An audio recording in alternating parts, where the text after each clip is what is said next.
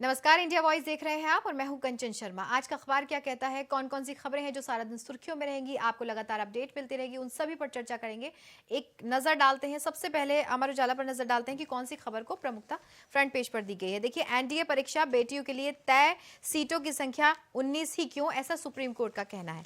इसमें क्या है कि सुप्रीम कोर्ट ने केंद्र सरकार से स्पष्ट करने को कहा है कि उसके आदेशों के बावजूद वर्ष 2022 के लिए राष्ट्रीय रक्षा एकेडमी यानी कि एनडीए में बेटियों के लिए तय सीटों की संख्या सिर्फ 19 ही क्यों है, इस पर जवाब मांगा गया है। वहीं पर शीर्ष अदालत ने मंगलवार को कहा है कि ये आंकड़ा पिछले साल जितना ही है, जितना पिछले साल था उतना ही ये आंकड़ा है। उसमें उसके बाद है कि कोर्ट ने केंद्र से राष्ट्रीय इंडियन मिलिट्री कॉलेज और राष्ट्रीय मिलिट्री स्कूल में दाखिले के लिए होने वाली एनडीए परीक्षा 2021 में शामिल होने वाली बेटियों सहित कुल उम्मीदवारों के आंकड़े भी कोर्ट के सामने रखने के लिए कहा गया है। तो इसमें खास तौर पर सुप्रीम कोर्ट की तरफ से ये जवाब भी मांगा गया है और कहा भी गया है कि बेटियों के लिए संख्या सिर्फ 19 ही क्यों है।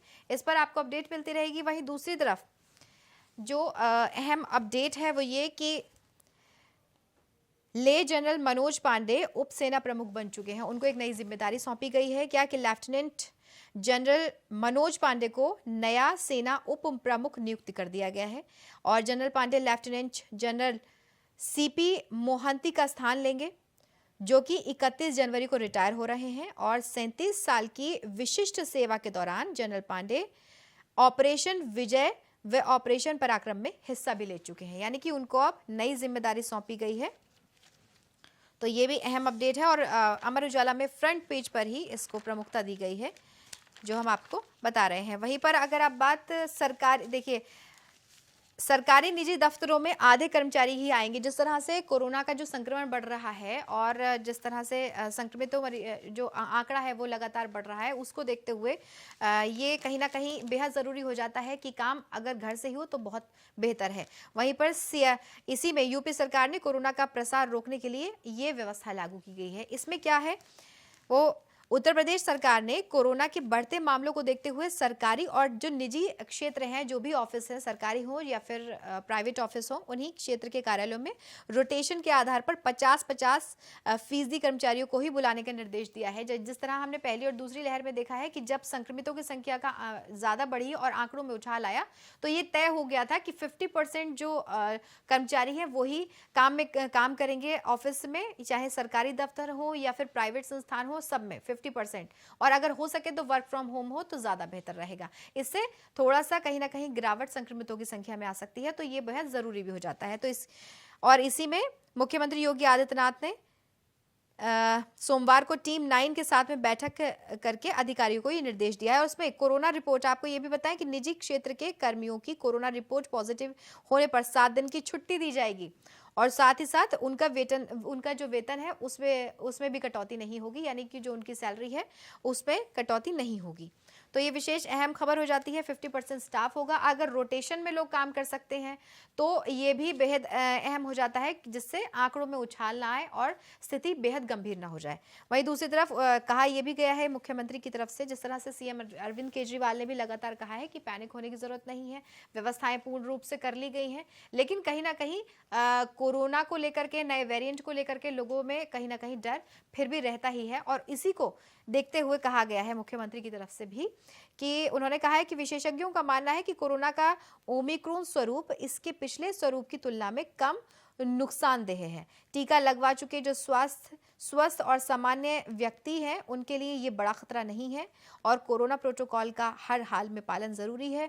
लोगों को बताया जाना चाहिए कि घबराने की जरूरत नहीं है, सावधानी और सतर्कता की जरूरत है। उन्होंने ये कहा है कि गांव में प्रधान और शहरी वार्डों में पार्षदों के नेतृत्व में निगरानी समितियां काम करें, बिना टीकाकरण वाले लोगों को चिन्हित किया जाए। यानी कि जिन लोगों ने अभी तक टीकाकरण जिनका नहीं हुआ है, उन्होंने अपनी ना पहली डोज ली है ना दूसरी डोज ली है, तो उनको जागरूक करना बहुत जरूरी है कि उनको इस गंभीर बीमारी से, इस महामारी से अगर लड़ना है तो टीकाकरण विशेष तौर पर बहुत जरूरी है। वहीं पर पीएम सुरक्षा चूक में मामले की जो जांच है उसके लिए सुप्रीम समिति इसको लेकर क्या है कि सुप्रीम कोर्ट ने सोमवार को कह दिया है कि प्रधानमंत्री मोदी के पंजाब दौरे पर सुरक्षा चूक की जांच के लिए शीर्ष अदालत के पूर्व जज की अध्यक्षता में एक समिति का गठन करेगा। अदालत इसी मामले में केंद्र और पंजाब सरकार के द्वारा गठित अलग अलग जो समितियां हैं उन पर जांच पर रोक लगा दी। वहीं पर नोटिस जारी करने पर नाराजगी जाहिर की है। क्या है कि शीर्ष अदालत ने प्रधानमंत्री की सुरक्षा में चूक मामले को लेकर के पंजाब के पुलिस अफसरों को केंद्र सरकार की ओर से कारण बताओ नोटिस जारी करने पर नाराजगी जताई है।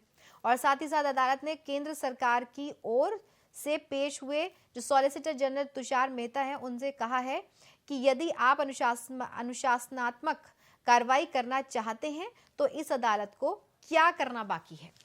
तो ये जो मामला था इसने बेहद तूल पकड़ा था। सुरक्षा की जो बात रही थी इसको लेकर के बहुत सी बातें भी सामने आई थी और अलग अलग पार्टियों की तरफ से बयानबाजी भी होती रही है। तो ये भी खबर सुर्खियों में है और फ्रंट पेज पर ही इसको प्रमुखता दी गई है। इसके बारे में भी जो भी अपडेट रहेगी वो आप तक पहुंचाई जाएगी।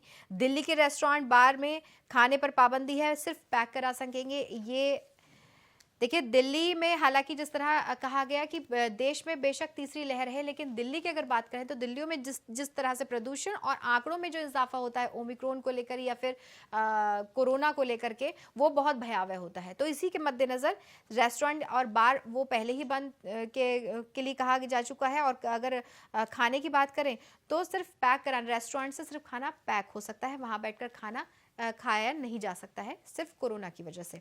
क्या है कि कोरोना संक्रमण की बढ़ती दर को देखते हुए राजधानी में अब रेस्टोरेंट और जो बार है उनमें बैठकर खाने पर पाबंदी रहेगी। हालांकि खाना भोजन पैक करवा कर ले जाने और होम डिलीवरी की अनुमति जारी रहेगी। साथ ही एक दिन में जोन में सिर्फ एक साप्ताहिक बाजार लगने की अनुमति होगी। और दिल्ली आपदा प्रबंधन प्राधिकरण ने की जो सोमवार को बैठक हुई हो उसमें फैसला लिया गया है।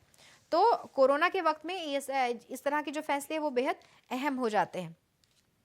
इसको लेकर हम आप तक अपडेट पहुंचाते रहेंगे। वो दूसरी तरफ भाजपा खराब प्रदर्शन वाले विधायकों का टिकट काटेगी। देखिए विधानसभा चुनाव है और तारीखों का ऐलान हो चुका है। सभी पार्टियां जोर आजमाइश में है कि किस तरह से लोक लुभावन वादे किए जाएं कि लोग उनकी पार्टी की तरफ उनका झुकाव हो। और सभी पार्टियां पूरी जोर आजमाइश में है। इसी में क्या है कि टिकट को लेकर के बहुत ज्यादा असमंजस की स्थिति कहीं ना कहीं बनी हुई है। हर पार्टी में टिकट को लेकर के बहुत चर्चाएं तेज हैं। और इसी में जो भाजपा की अगर बात करें तो भाजपा जो खराब प्रदर्शन वाले जो विधायक हैं उनका टिकट काटेगी। तो ये इस तरह की जो खबरें हैं वो भी बेहद सुर्खियों में। इसमें क्या है कि चुनाव भाजपा खराब प्रदर्शन करने वाले विधायकों को टिकट नहीं देगी। परिवारवाद और आपराधिक छवि वालों से भी पार्टी परहेज करेगी, उनको भी नजरअंदाज किया जाएगा। साथ ही साथ पार्टी की पहली प्राथमिकता ऐसे चेहरे हैं जो सामाजिक समीकरण में फिट बैठने के साथ में निष्ठावान और जिताऊ हों और प्रत्याशियों के नामों पर अंतिम मोहर संसदीय दल लगाएगा। इसे लेकर के मंगलवार से दिल्ली में 3 दिन मंथन होगा। 3 दिवसीय मंथन होगा, यानी आज से 20% चेहरे बदल सकते हैं जिस तरह से इसमें दिया हुआ है। और 15 तक पहली सूची संभव है। तो जिन विधायकों का खराब प्रदर्शन है उनसे परहेज पार्टी करेगी। विधानसभा चुनावों को लेकर के जो भी चर्चाएं हैं, जो विवाद है, जो भी अपडेट है वो हम आप तक पहुंचाते रहेंगे। वहीं दूसरी तरफ सभी विधानसभा क्षेत्रों में कोविड केयर सेंटर बनाए जाएंगे। देखिए राजधानी में कोरोना संक्रमण तेजी से फैल रहा है। इसे देखते हुए एहतियातन तौर पर कई उपाय किए जा रहे हैं। और साथ ही साथ आने वाले समय में अगर और भी मामले बढ़ते हैं तो उनके लिए भी तैयारियां की जा रही हैं कि कोई भी ऐसी गंभीर स्थिति का सामना ना करना पड़े, उससे पहले ही तैयारियां पूर्ण रूप से की जा रही हैं। इसी क्रम में स्वास्थ्य विभाग ने सभी 70 विधानसभा क्षेत्रों में कम्युनिटी कोविड केयर सेंटर बनाने का निर्देश दिया है। और साथ ही साथ इन कोविड केयर सेंटर में 50-50 बेड की सुविधा होगी। और साथ ही साथ इसके लिए स्कूल, सामुदायिक भवन या फिर अन्य स्थानों को चिन्हित करने का निर्देश दिया है। जिस तरह से हमने पहले भी देखा था कोरोना की पहली और दूसरी लहर में कि स्कूलों को या कोई सामुदायिक भवन है उनका प्रयोग किया गया था और सेंटर्स बनाए गए थे, जिससे लोग, क्योंकि मरीजों का आंकड़ा, संक्रमितों का आंकड़ा जो था वो बहुत तेजी से बढ़ा था। तो इसी तरह की जो व्यवस्थाएं हैं जो पहली और दूसरी लहर में देखा, तो उससे सीख लेते हुए इस बार कोई भी ऐसी वैसी घटना ना हो और इतनी परेशानियों का सामना ना करना पड़े, इसके लिए पूरी तरह से जो राज्य सरकारें हैं वो कोशिश में लगी हुई हैं। तो इसको लेकर के हम आप तक अपडेट पहुंचाते रहेंगे। वहीं पर एक और जो बात इसमें लिखी है वो ये कि फ़ोन पर 24 घंटे परामर्श सुविधा है, यानी कि आप फ़ोन पर 24 घंटे परामर्श ले सकते हैं। क्या है कि कोरोना से संक्रमित हो रहे मरीजों को उचित परामर्श देने के लिए दक्षिण निगम ने टेली परामर्श और वीडियो परामर्श सुविधा शुरू कर दी है। ये जानकारी देते हुए दक्षिण दिल्ली के महापौर मुकेश सूर्यान ने कहा, ये कहना है कि इसके लिए हेल्पलाइन नंबर जारी किए गए हैं। कोरोना संक्रमित मरीज इन नंबरों पर संपर्क कर करके परामर्श ले सकते हैं। तो कोरोना महामारी में परामर्श फोन पर लिया जा सकता है। ये बहुत अहम और बड़ी भी खबर है। इसको लेकर के इसी के विषय में कोरोना से या ओमिक्रॉन से नए वेरिएंट को लेकर के जो भी अपडेट होगी वो आप तक पहुंचती रहेगी। वहीं दूसरी तरफ ये भी इस खबर को प्रमुखता दी गई है। देखिए, सोनू सूद की बहन कांग्रेस में शामिल हो चुकी हैं। ये खबर आपने देखा होगा कि सीएम चरणजीत के साथ में सोनू सूद की मौजूदगी थी और उनकी बहन उनके साथ में मौजूद थी। तो उसी वक्त से साफ हो गया था कि उनकी बहन कांग्रेस में शामिल हो चुकी हैं। अब क्या है कि अभिनेता और समाजसेवी सोनू सूद की बहन मालविका सूद सोमवार को कांग्रेस में शामिल हो गई हैं और इस मौके पर मुख्यमंत्री चरणजीत सिंह चन्नी ने मालविका की 14 फरवरी को होने वाले विधानसभा चुनाव में मोगा से उम्मीदवारों का समर्थन किया और उन्होंने कहा कि पार्टी इस सीट से मौजूदा विधायक हरजोत कमल को उचित तरीके से समायोजित कर लेगी। ये जो चुनाव हो रहे हैं 5 राज्यों में, आपको बताएं कि बेहद दिलचस्प मोड़ लेते जा रहे हैं। वाद विवाद का जो सिलसिला है वो तो लगातार जारी ही है, लेकिन हर पार्टी की तरफ से अपनी अपनी बातें सामने आती हैं, चाहे वो टिकट को लेकर हो, चाहे वो बिजली को लेकर हो, चाहे वो किसी भी बात को, रोजगार को लेकर हो, महंगाई को लेकर, सभी तरह की जो बातें हैं वो सामने आ रही हैं और चुनाव बेहद दिलचस्प मोड़ लेता जा रहा है। तो इसको लेकर जो अपडेट है वो हम आप तक पहुँचाते रहते हैं और पहुँचाते भी रहेंगे कि किसने कौन सी पार्टी ज्वाइन की है, कौन किस पार्टी को छोड़कर जा रहा है, किसने किस पार्टी के बारे में क्या कहा है। ये बहुत महत्वपूर्ण हो जाता है ऐसे वक्त में, तो ये सारी बातें हम आप तक पहुंचाते रहेंगे। दूसरी तरफ जो एक और खबर महत्वपूर्ण है वो ये कि 9 क्षेत्रों में कुल रोजगार बढ़कर के 3.10 करोड़ हुए हैं। रोजगार को लेकर के क्या लिखा गया है कि श्रम मंत्रालय के द्वारा सोमवार को जारी तिमाही रोजगार सर्वेक्षण के अनुसार 9 चयनित क्षेत्रों में कुल रोजगार की संख्या जुलाई सितंबर 2021 के दौरान 3.10 करोड़ रही, जो कि अप्रैल और जून के मुकाबले 2 लाख ज्यादा है। ये कहीं ना कहीं राहत की खबर है। और श्रम एवं रोजगार मंत्री भूपेंद्र यादव ने श्रम ब्यूरो द्वारा तैयार तिमाही रोजगार सर्वेक्षण को जारी किया और इसके मुताबिक अप्रैल से जून और 2021 में 9 चयनित क्षेत्रों में कुल रोजगार की संख्या 3.08 करोड़ थी। तो देखिए, इसको भी प्रमुखता दी गई है, इस खबर को भी। वहीं पर एक और जो अहम और बड़ी खबर है वो ये कि पावर जो फिल्मी दुनिया से जिनका फिल्मी दुनिया से बहुत लगाव है या फिर जो फिल्मी प्रेमी हैं उनके लिए ये विशेष तौर पर अहम खबर है कि the power of the dog film ने बाजी मार ली है। किस में बाजी मारी है वो मैं आपको बताती हूँ कि ग्लोबल गोल्डन ग्लोब पुरस्कारों में 79वें संस्करण में जेन कैंपियन की film the power of the dog सर्वश्रेष्ठ मोशन पिक्चर ड्रामा और व्यंग्यात्मक हास्य फिल्म सक्सेशन सर्वश्रेष्ठ ड्रामा श्रृंखला के रूप में उभरी है। तो इसको सर्वश्रेष्ठ श्रृंखला में रखा गया है। इसके बारे में ये भी लिखा हुआ है कि हॉलीवुड के बहिष्कार के बीच में इस बार के पुरस्कारों का आयोजन बिना किसी चकाचौंध के साधारण तरीके से किया गया, बिल्कुल सिंपल तरीके से किया गया। The power of the dog के लिए कैंपेन की जो सर्वश्रेष्ठ निर्देशक मोशन पिक्चर है उसको और उभरते सितारों कोडी स्मिथ और फैक्फी को मोशन पिक्चर में सहायक भूमिका के लिए सर्वश्रेष्ठ प्रदर्शन की ट्रॉफी भी मिली है, यानी कि उनको सर्वश्रेष्ठ ट्रॉफी प्रदान की गई है।